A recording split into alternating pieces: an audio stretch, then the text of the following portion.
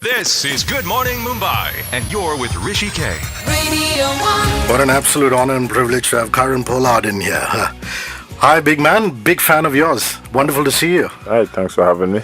I'm going to start with the season. What a turnaround it's been.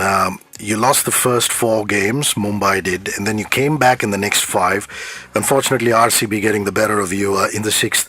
Talk about how you guys did it, the turnaround, Kieron.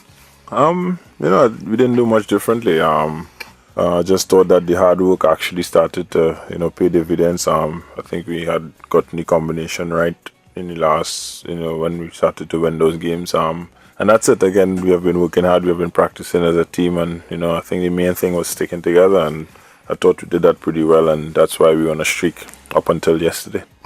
I'm going to talk about your hometown, your home country, the Twin Islands of Trinidad and Tobago.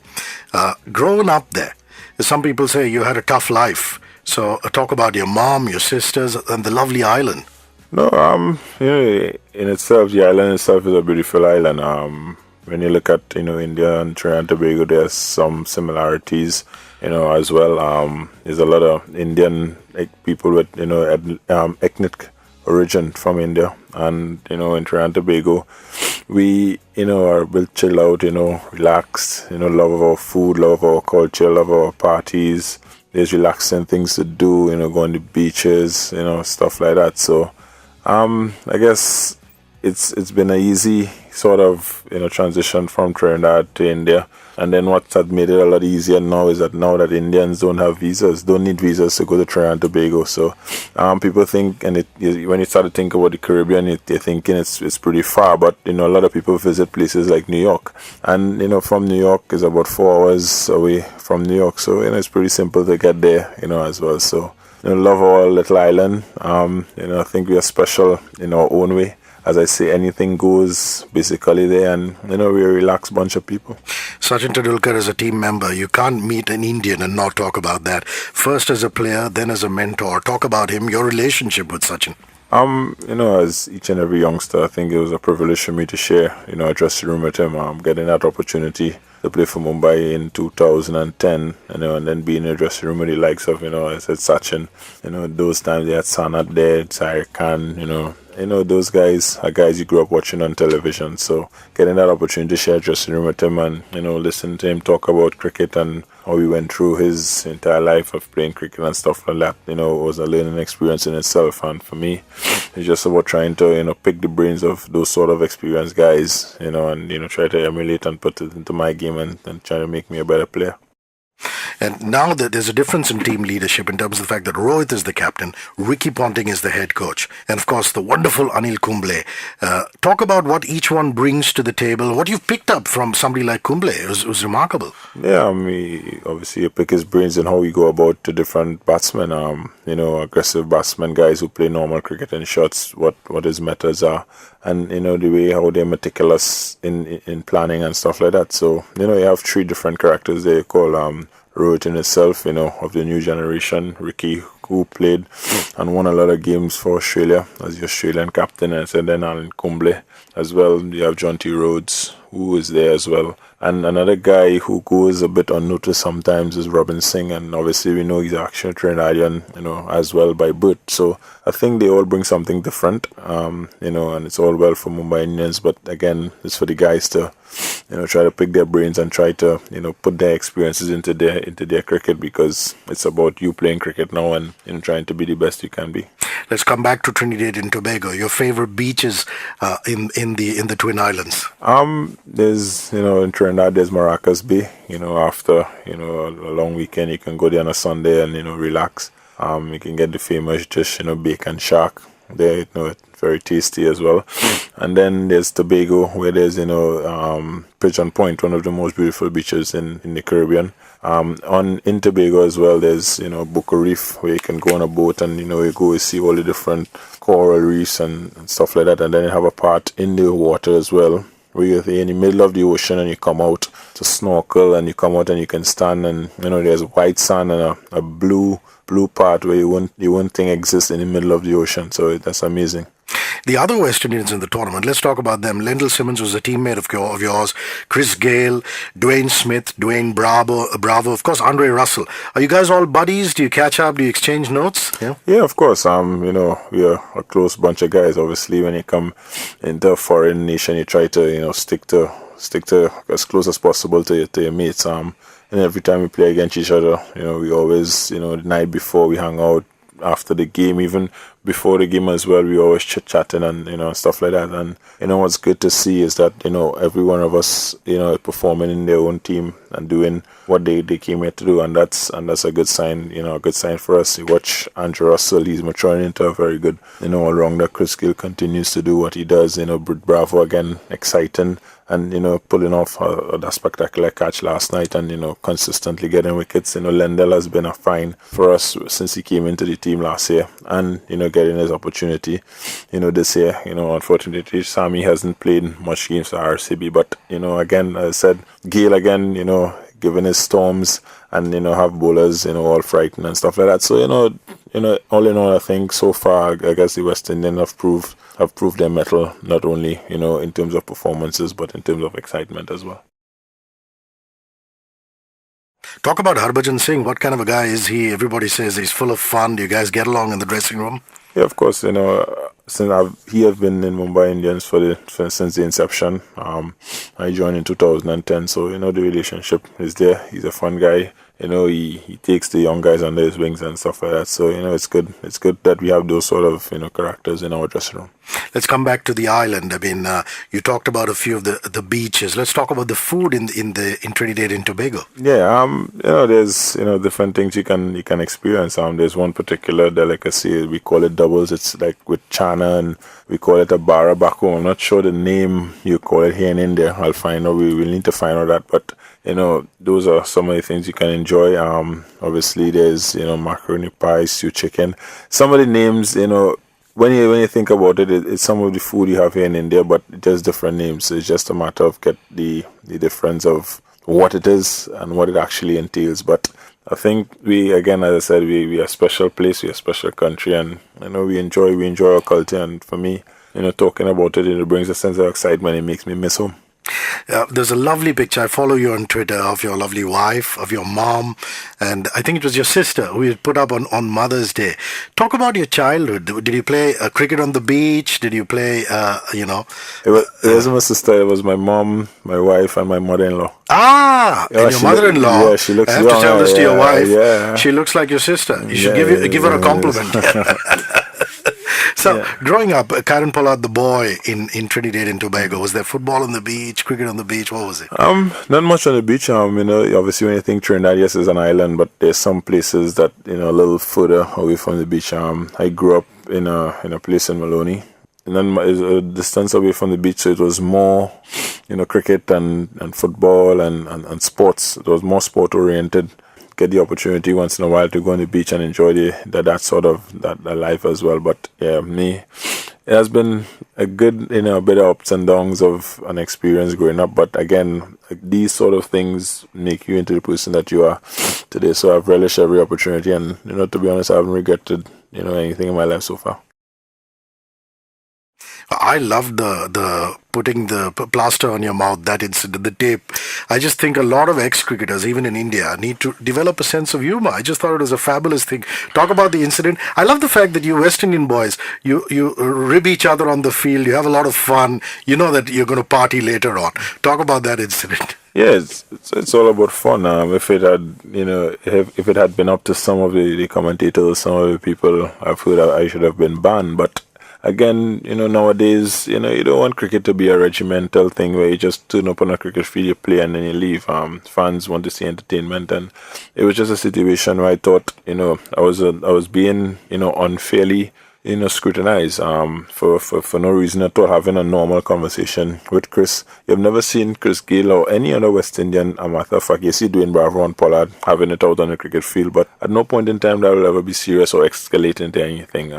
So you make common sense, sometimes be the judge, and, sometimes I think we are too not modern, I should say. We're too back in the time where, we should do this and it should be. This is a gentleman's sport, it's 2020 cricket, but at the end of the day, they shouldn't let common sense prevail. And I thought that was one incident that the umpires and they stepped in for no reason and they tried to make me out like as a trying to make trouble when it was none of that. And that happened spontaneous. It's not that something that I actually planned, because to be honest, I got upset about it. And I said on Twitter as well, if I do something wrong and you scold me, I'm fine, because it's something wrong and there's a line. But if I've done nothing wrong, don't try to pick on me. And I think that has been transpiring since a certain incident. And again, if you're trying to promote cricket and you're trying to promote sport, you won't try to promote those sort of things. It happens and you forget it and you move on. But again, we look for stories and everyone wants to have an opinion and be important, I guess.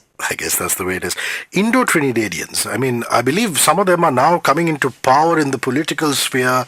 It's a very vibrant community. Do you have lots of friends in the Indo-Trinidadian community? Yeah, to be honest, I have. Yeah, they're in politics. They're in power right now. Elections is coming up, I know, as well. So obviously, as a cricketer, I don't want to get involved in that aspect of it. But yeah, there's in the Trinidad culture, there are a lot of Indo-Trinidadians. It's a mix and a diverse country, and I think that's what makes it beautiful. We have everything there. We have all race, all ethnic, all colors, all groups, and we tend to get along, and everyone just enjoys the chill atmosphere, and that's what makes Trinidad and Tobago how beautiful it is. I asked you about Lendl and Dwayne and Gail, but I forgot to ask you about Sunil Narine. He's another guy he's considered a magician right here in India with the kind of exploits that he has. A little bit about him. Yeah, quietly goes along his business.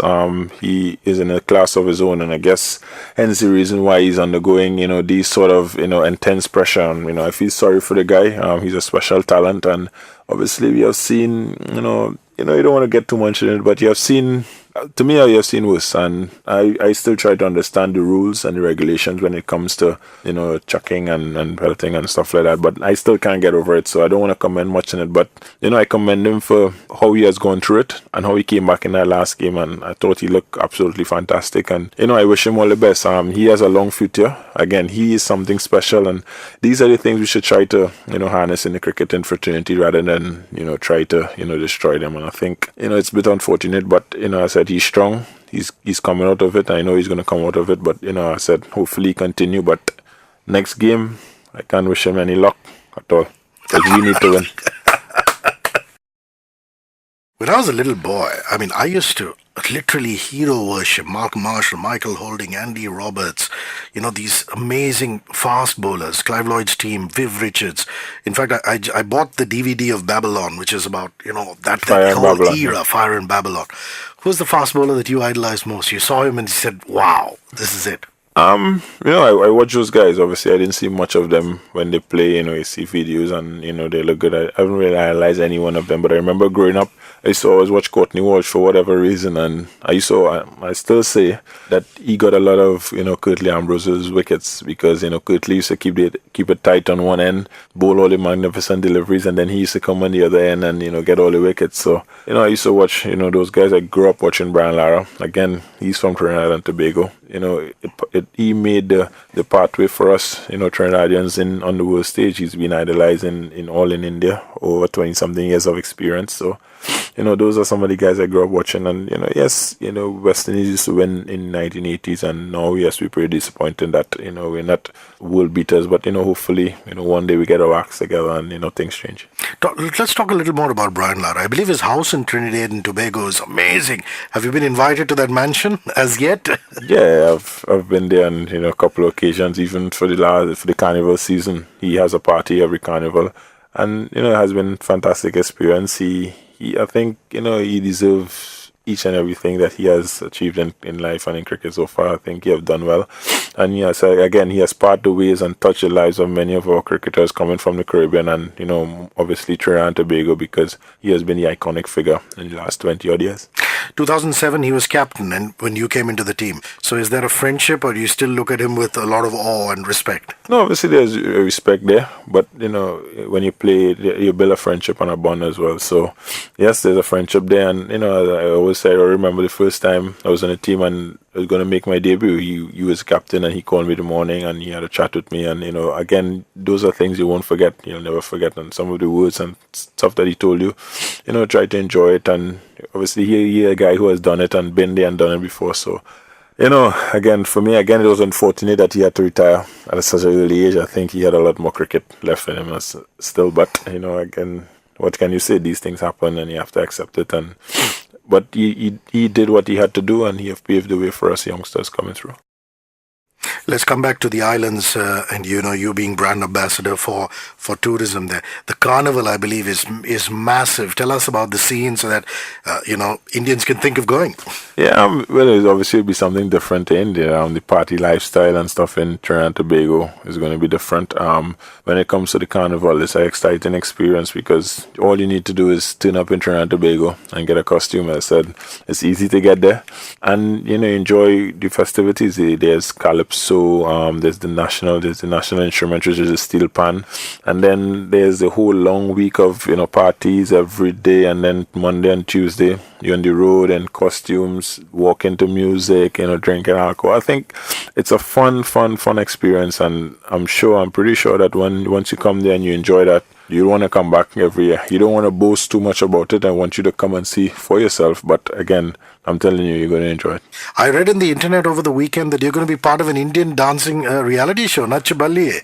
Is that you and your lovely wife dancing together? Or? Well, the approach has been made. Again, you have to find the time within, the IPL schedule, because then after this we have CPL and stuff like that. So let's see what transpires with that. Let's talk about the kind of music that you listen to, and growing up in Trinidad and Tobago. Billy Ocean's from the islands. Nicki Minaj is from the islands. So, what kind of music did you grow up on? What are you listening to right now? I listen to soca music. It's it's the music of Trinidad and Tobago, calypso and soca. When you think about that, you think about Marshall Montano, Bunchy Garlin. You won't know these guys, but when you Google them, when you go on YouTube, it is sort of music they produce. It keeps you pumping, it keeps you going. It's what we like about Trinidad, because it's chilled, and you just listen. You nod, you go to the rhythm, you go to the beats, and obviously I listen to a lot of reggae music as well, a lot of dancehall music, which is Jamaican, music and stuff like that. And then obviously you said Nicki Minaj and those who come from has Trinidadian roots and making it big on the hip hop and the R&B stage. What's the best concert you ever went to? You remember a rock concert, a pop concert, a reggae concert, a soca concert that you really loved in your hometown or otherwise? I went to Marshall Montano's concert this year. First time I got the opportunity to, because playing cricket and not being home, and I think that was a fantastic concert. He performed with energy for 4 hours, and he saw the music and he saw the energy he provided. I think it was next to none. Other than that, I went to a concert in Trinidad as well. Lionel Hrishi. I think I'm a young guy, but his music and that night, it was fantastic. Tell us about returning without completing the India tour. That's something that must have weighed down on your shoulders. So what was going on in the dressing room and outside? Yeah, it was a lot of pressure, a lot of things. I don't think we'll have enough time to talk about that. But sure. It was pretty disappointing that we had to leave. It's been said that we abandoned the tour, which is not like that. There are a lot of different avenues that we went through, and that was a disappointing time. And I think at this point in time, when I look back at it, it would be the lowest point of my career. We got a lot of slack for it as the players, as we normally do, because we can't say much. But again, as I always say, the right thing is the right thing, and the wrong thing will always be the wrong thing. So at the end of the day, through that, we have not been playing international cricket. We have been dropped for non-cricketing reasons, but life goes on. I'm not too fussed about it. There's cricket to play, and hopefully one day things can resolve, and we can be playing for West Indies once again. The perception is that we don't want to play for West Indies, but how can you not want to play for West Indies if you're not being selected? That'll just be my argument. But it's so remarkable. I've got to tell you, the kind of respect that you have and Chris have. Indians love you, man. We love you from the bottom of our hearts. I mean, we look up to you. We see you guys on the field, how you give you everything, and the flair. We might be another country, but we love you like our own. Well, really. And that's good to hear, and we thank you guys for that. And then that brings a sense of disappointment now that why people outside of your country can treat you and love you like that, and when the time comes and your own, say different things about you. But again, this is life, and these are the things that you have to encounter in life, and I think these things make you better people, and you learn from it, and hopefully you can do things differently next time. Or if, as I said, if the right thing is the right thing, you do the right thing. If it's wrong, it's wrong, and you go on from there. So Mitchell Stark and have you chatted after the incident when your bat slipped out of the hand? How did that go? Again, like I said, that's something that's happened in the past, and for me, and I'll say it to me, I'm done and over with it. But I've seen certain things, and no, we haven't chatted about it, and it's fine for me. I'm not too fussed about it. There's bigger things to study in life than worrying about one individual. But having said that, I'll continue to play. He'll continue to play. I wish him all the best in his career, and hopefully he'll do the same for me. Let's come back to the islands. You talked a bit about the food. You talked about the beaches. Indians are very big on heritage and monuments and buildings. Talk about some of the old buildings you have in Trinidad and Tobago. We have around the savannah. We have the queens and what they had. I forget the name of what they call it. But we have some pretty historic buildings around the savannah. There's to be honest, I'll get the name for you in 2 seconds. In the ocean, the Hanuman Gertie, I think it is the name in Trinidad and Tobago. It's a nice place where the Indians can come and their heritage and their culture and things being displayed there. We have the Diwali celebrations as well in Trinidad and Tobago. That's big in Trinidad and Tobago. So yeah, we have those things for Indians to come and enjoy. We have the nature as well, the Caroni Burn Sanctuary and stuff like that, where you can come and go on a boat and see nature take its course and stuff like that. So yeah. Your kids, are they showing any signs of cricket? you have two kids, right? Yeah. Both boys or boy and girl? No, 2 kids, boy and girl. Boy being the eldest, and yeah, he's showing some signs in cricket. He's swinging to leg, so hopefully he doesn't be branded a 2020 cricketer. And your daughter, what is she good at art? Is she good at? She's young. She's only a year and a half, so she's now enjoying her life and just being as miserable as you can be at that age. I love cricketers who give back to society. I believe there is an Atlantic Pollard scholarship in Trinidad. Hats off to you. Amazing stuff. What are you doing with that? Tell everybody who's listening to the show. It's just an initiative. My agent and I, we thought about, obviously, me getting the opportunity to play cricket around the world, and me remembering that, when I was 17, I got the opportunity to go to England to play. And cricket is an expensive sport, and if you don't have the finances and your family is not wealthy, it's pretty difficult for you to actually get that opportunity to travel. So we thought that it's good that every year we can provide for 2 youngsters. We started with 1 youngsters to go to England, because when you think about it, and going back to the days of Gordon Greenidge and Desmond Haynes and that era, those guys spent a lot of time in England playing county cricket, and they were able to hone their skills and come with better players. So we thought it's a good idea. My agent Eddie Tulcha is from England as well, so it makes the connection even easier. And we just we select youngsters just after the under 19 level, because I think in the Caribbean we tend to lose cricketers between 19 and 23, and give them an opportunity to go to England, play with a club, train with counties, see how the structures is, be a professional, live on their own, because then you'll be home, you'll be living on their parents' roof and stuff like that, be independent. So, after a stint like that, you come back a better person, more independent, knowing what it is to be a professional cricketer, rather than just depending, on people. And then Atlantic came on board, so you'll be able to do 2 per year, and hopefully, it gets bigger. And that's my start in, giving back to cricket that has given me so much. At home, I try to pass on whichever knowledge I've gained from all the greats that I've had the opportunity to share dressing rooms with, and experiences and stuff like that, and sponsor different kids in a quiet way. So that's my way of just giving back to a sport that has given me so much in such a short space of time. I believe you're a football fan, so what's your favorite club? Manchester United. Yeah, struggling this season. We have been a bit up and down, but that seems to be the nature of the teams I'm playing for recently. But yeah, but that's my club. No, it's my club too, and the lot of decisions that Louis van Gaal has made that you put a question mark on. But do you think it'll settle down? Yeah. Give the manager a little more time? You have to give him time. He's just there for a year. Yeah. Oh, yeah, also so you have to give him time. And, one of the reasons of following Manchester United as well is that Dwight York, who played for Manchester for 3 years, he's won a couple of trophies there. He's from Trinidad and Tobago as well. So, there's a sort of a, connection there as to why. Obviously, I'm young, so I wouldn't know. I know about the Eric Cantonas and them who played, but Dwight York being a Trinidadian and Trinbagonian playing for Manchester United was easy for me. Let's talk about the youngsters who look up to you. I mean, Pandya, Suchit. I mean, these boys are doing very well this season. Yeah, they are. I think this year we have a good bunch of guys, a good bunch of youngsters, and I guess what makes the team even more competitive is when the Indian and the local youngsters are very good and up to that standard.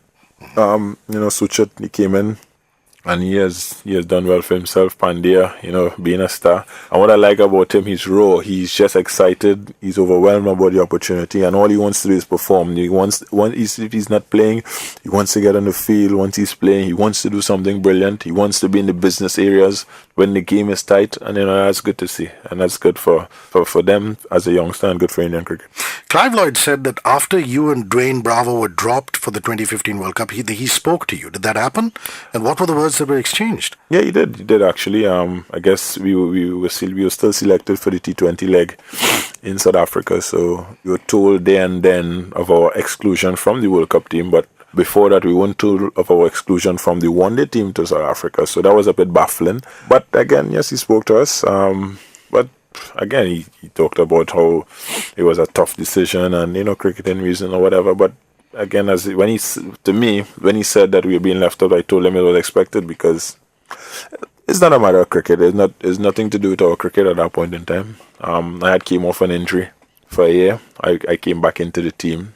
We only played one series after that, so it could never be cricketing reasons. Dwayne had a fantastic year. That year he was in the Wisden, ODI 11 or cricket for 11 for ODI cricket that year. So how can you be left out because of that? So again, as I said, and I'm pretty straightforward. I'm not gonna feel sorry for myself. I said it was expected because of what transpired. And if you have to work to get back, you have to work there. But if you can't, then not so be it. But we'll be continuing to play the game that, as I said, has given us so much in so little time, and see how much we can represent. That's still the Caribbean. Once you play in the IPL, you're from Trinidad and Tobago. You're from the West Indies. You're still representing the West Indian public.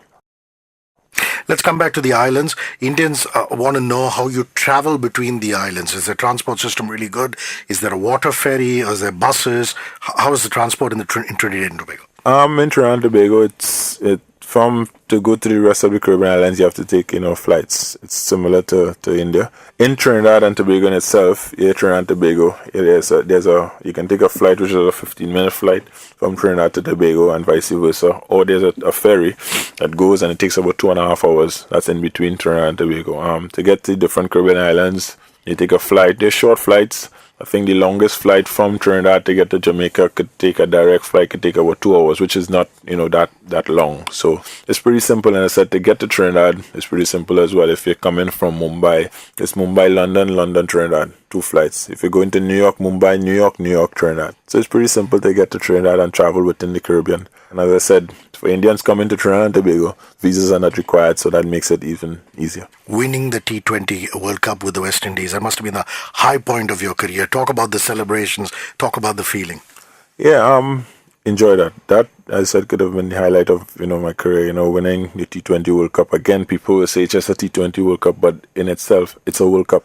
And, for us, I think after the first game against Australia, I think we lost that game against Australia. And then we had a shortened game against Ireland. We were almost on the verge of being knocked out before we even actually played.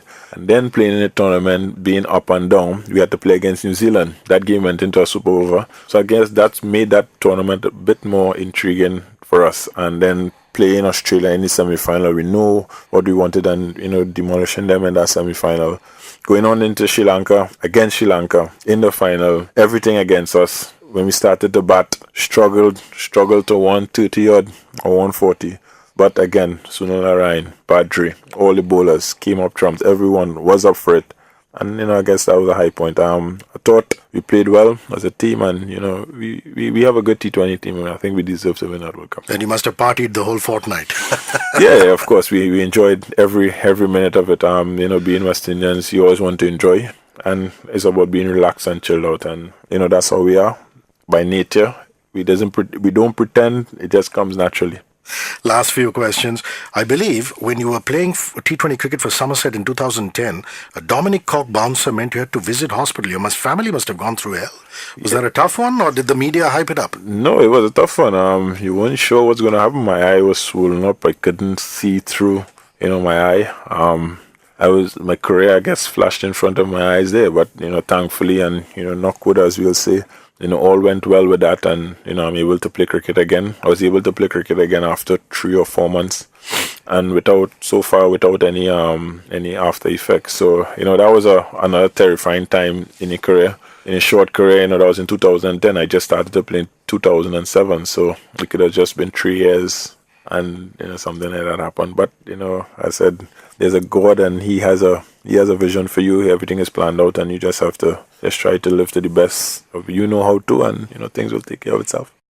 Your 3 international ODI centuries against India in Chennai, 1 against Australia in St. Lucia, 1 against Australia at the SCG. Which was the one that's sweetest to you? Would you think back and say, Kieron, I did this one? I guess the first one was really special because it being my first international 100.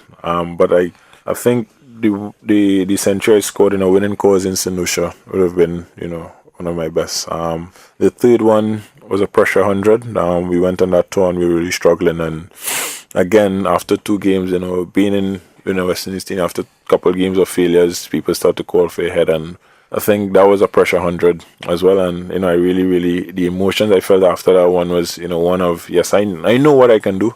But again, it's disappointing sometimes when the position you in and the position you bat and your role in the team. When you watch the scorecard, you'll see 20 or you'll see 10, but sometimes people won't see that it was only 5 or 6 balls you had to face. And those are some of the things that we have to go through as in my role in batting at number 6 and number 7 in ODI cricket and stuff like that. There are times, yes, when you genuinely fail, but but again, every day, as I said, ups and downs. But I enjoyed each and every one of them because each and every one of them was special in its own way. Your favorite Indian player and why? My favorite Indian player now, say Mahendra Singh Dhoni. His calmness under pressure, the way he finishes off games, and nothing seems to faze him on a cricket field. Again, I'm wondering sometimes if he's from India or if he's from the Caribbean, because he is very chilled out. And yes, I'm sure he's a human being. He gets angry. He doesn't show it. But the way he carries about himself is one I admire at this point. Your favorite Indian ground and why? And your favorite Indian city and why? Ground and city. Ground, city, Mumbai. Done. Wankhede Stadium. Love the bat there. And city is also Mumbai, yeah? City, Mumbai. Amazing. Your favorite travel destination? That's going to be my last question. Your favorite travel destination and why? So far, favorite destination has been Australia. I like Australia. Adelaide Oval. Yes, I'm from the Caribbean. I should be like in Melbourne or Sydney because that's the party places. But for some reason, I just like it. I just like Adelaide. It's chilled, it's relaxed, and I guess someday when I go there, I get time to just chill out and just take my mind off other things. Kieron Pollard, thank you so much for your time. No problem. Thanks for having me.